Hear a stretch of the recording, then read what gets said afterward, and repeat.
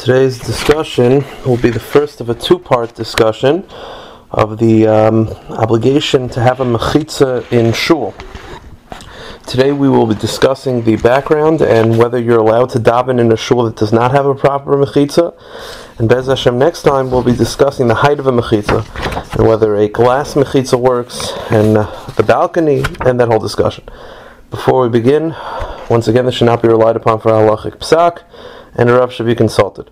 So the source for a Mechitzah in Shul is not found in the Gemara, but most authorities point to that the source for the Mechitzah in Shul is actually found from something that happened in the Beis HaMikdash.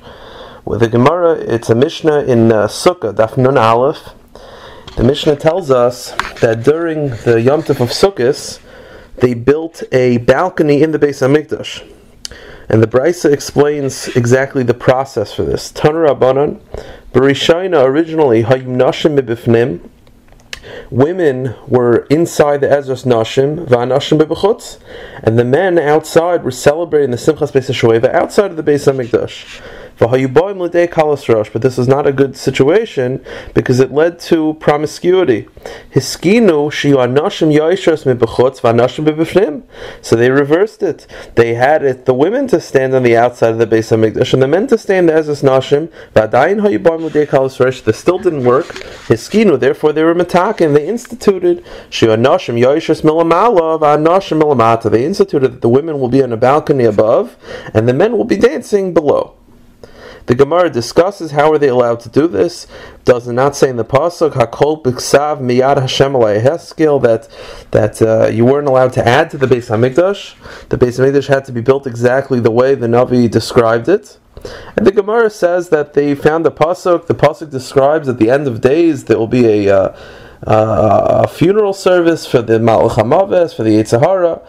For the Yetzer Hara, and the Malach for the Yetzer Hara, and it says in the pasuk that the men will be separated from the women. So they learned Kal V'chomer if there needs a separation between the sexes during the times of a funeral, and especially then when there's no Yetzer Hara, Kal V'chomer ben Benoshel Kal V'chomer during the Beis HaMikdash. That's what the Gemara tells us. So we see from this Gemara that there was an obligation to separate men and women because the situation of keeping them together was not appropriate.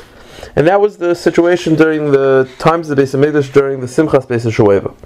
Rav Moshe Feinstein explains in Shuvas Igros Moshe Chelik Aleph Siman Lamed Tes that this obligation to build a Mechitzah was biblical in nature. Because if it was only rabbinic, they wouldn't be allowed to add to the Beis HaMikdash for a rabbinic enactment, and therefore it was biblical.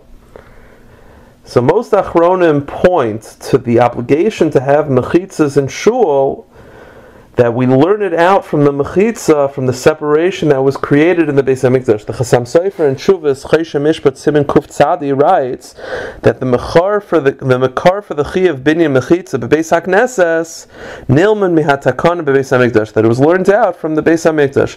Rav Aaron Kotler Zatzal in Sefer Yosef Chedusha Torah Siman Lamed Tes writes an unbelievable thing. He says, Kal V'chomer ben Benoshel Kal V'chomer in beMikdash Ha'isa Kedushasa Umayra Gadol Ma'od.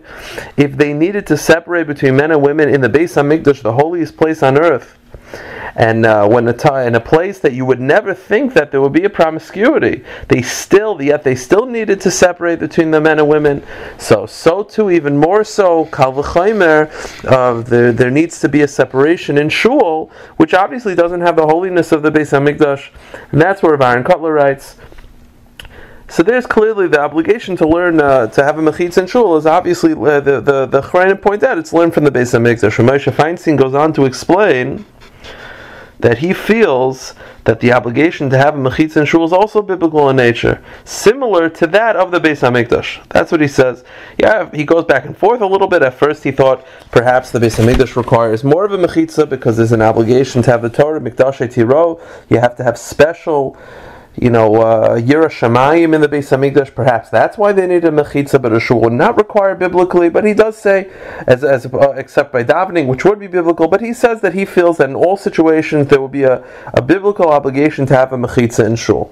So we've seen that the Makar to have a Mechitzah in Shul is learned out from the Beis HaMikdash. So Rav Aaron Kotler Zatzal continues in that essay, and he writes Shemisha mispal b'li mechitzah einam yotzim al pidin b'hatfilas u'b'kriyashma v'akol nifsal v'nidchel l'chutz. He writes an unbelievable thing. He says that if you daven in a shul that does not have a mechitzah, you are not yotzeh your tefillah, and your kriyashma is puzzle. And every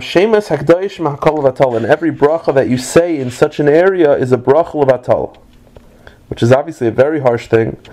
I saw a similar notion in the Chuvas Machanei Chaim, Arachayim Chelik Gimel Seif Siman Yud, that he writes the following: Toiv shaloyla hispal afil bol reish hashana v'yom kippurim b'tzibar mila'amay b'makim kazeh asher anoshim nirim v'an isha misaperes and baila.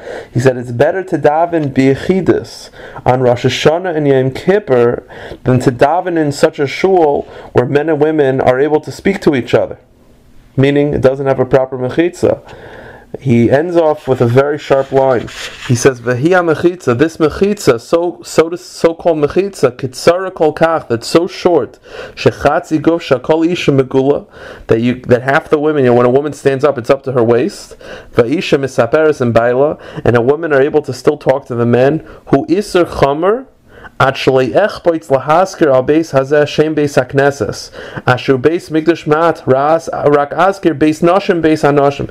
Says the Machanei Chaim, I don't want to call such a place a shul, because to have such a short mechitzah, in my mind, it doesn't have the status of a shul. He says I want to call it a meeting place between men and women, but it's not a shul. I saw a kol kaireh in the Kovetz Hapardes Shana Chaf Hei Choveres Yud. In the second daf 22, it was page 22, it had a kol kaireh, sort of a proclamation that was signed by many big gedolim, including the Chavetz Chaim, the Rav Yisrael Meir, Rav Chaim Ozer Grudzinski, the Kovner Rav Kook Zatzal, and many others. And it said in those kol kaireh, I'll read you the following: Beis HaKnesses she'ein boi mechitzah, einei Beis HaKnesses kosher. A shul that does not have a mechitzah is not a kosher synagogue. Val pi hadin asal espal sham, you're not allowed to pray there. Achiru b'nei Yisrael hadarim b'shchuna she'ein ba beis knesses kosher, and Jews that live in an area that do not have a kosher shul, meaning that they don't have a shul that has a kosher mechitzah, mutav lehem l'sadeh minyan bebeis prati, better to try to get a minyan together in your house. Im esher v'im I esher hu adavar, and if you can't get a minyan in your house, it's better to daven b'yechidus at home, and chas v'shalom not to daven in an area that doesn't have a mechitzah. Very harsh, very sharp lines. And it's clear the Satmar Rebbe and Rav Aaron Kotler, both in letters printed in the Sefer Taharas Yom Tov Chelik Vav, they both add that even if there are no women in the shul, meaning these poskim we already listed from many poskim that you shouldn't daven in a shul that doesn't have a mechitzah. One might assume that only means when there are men and women there present. Says Rav Aaron Kotler and the Satmar Rebbe, even if there are no women present, meaning you're davening in a wedding, you're at a wedding, and it's in a shul that doesn't have a proper mechitzah. So afterwards, all the women leave. You want to have a mincha there. Says Rav Aaron and says the Satmar Rebbe, you're not allowed to daven there, even though there's no women there. And they add, Shahar b'gedolei hadar u'b'iyichur chachmei Ungaran u'maran hagoyin chasam sofer b'roisha mechviru afilu likones b'beis hakneses she'ein boi mechitzah kol shekein l'sbal sham. They write that the chasam sofer and many other rabbanim felt that you're not even allowed to enter a shul that doesn't have a mechitzah, let alone to daven there. I actually found this, that it was a kol koreh printed in the year Tafresh Chavav, that it had over 70 Ga'onim that signed such a letter, including the author of the Kitzur Shulchan Aruch, the author of Divrei Chaim. It's printed in the Sefer Lev Ivri, Chelik Sheni, page 250, and it writes many psakim that was signed by such gedolim.